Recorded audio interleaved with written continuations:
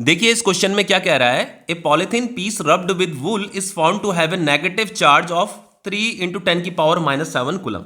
वो ये कह रहा है कि जब हम किसी पॉलिथीन को जो है किसी वूल के साथ रब करते हैं तो ऐसा करने पे पॉलिथीन में नेगेटिव चार्ज अपीयर होने लगता है। ठीक है, तो पॉलिथीन में जो नेगेटिव चार्ज अपीयर हो रहा है, पॉलिथीन में जो नेगेटिव चार्ज अपीयर हो रहा है वो कितना हो रहा है, इतना नेगेटिव चार्ज अपीयर हो रहा है। ठीक है, रब करने पे -3 × 10⁻⁷ कूलम।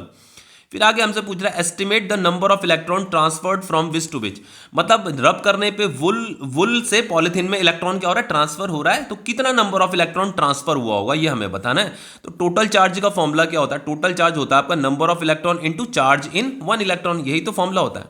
तो मुझे यही बताना है कि पॉलिथीन में टोटल इतना चार्ज तो अपीयर हुआ, लेकिन कितने नंबर ऑफ इलेक्ट्रॉन उस पॉलिथीन में पहुंचे हैं, मतलब ट्रांसफर हुआ है।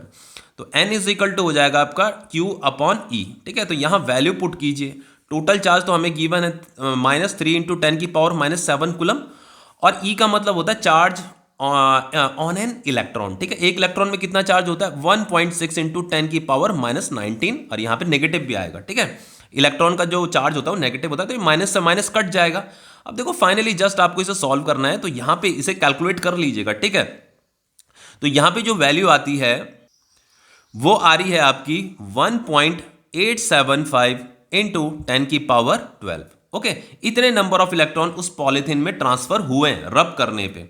फिर आगे पूछ रहा है हमसे is there a transfer of mass from wool to polythene.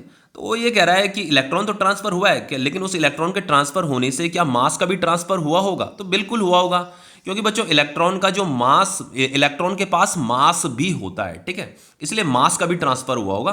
तो आपको आंसर में ये जो बी वाला है ना, यहाँ पे आंसर आपको यस लिखना है। Yes, there is a transfer of mass from wool to polythene. अब कितना मास ट्रांसफर हुआ है वो भी हमें निकालना है। ठीक है, तो सबसे पहले मास ऑफ ईच इलेक्ट्रॉन, जो एक इलेक्ट्रॉन होता है उसका जो मास होता है वो होता है 9 × 10⁻31 kg होता है। ठीक है, तो हम अब मास निकाल लो, कितना मास ट्रांसफर हुआ होगा। तो मास ट्रांसफर्ड, पॉलिथीन में जो मास ट्रांसफर हुआ है ना वो हुआ होगा, एक इलेक्ट्रॉन का मास तो इतना होता है, into total number of electron कितने हैं, इतने हैं, तो इसको इससे मल्टीप्लाई कर लीजिए। ठीक है, तो जब आप इन्हें सॉल्व करोगे ना, इनको जब सॉल्व करोगे तो यहां पे आता है आपका 1.687, इतना आएगा। मतलब मैं आंसर लिख रहा हूं इसका 1 पॉइंट, आप इसे मल्टीप्लाई कर लीजिएगा, 10⁻−18 kg आता है। ठीक है, तो इतना kg ट्रांसफर होगा मास का। ओके, तो ये क्वेश्चन आपका कंप्लीट हो गया है।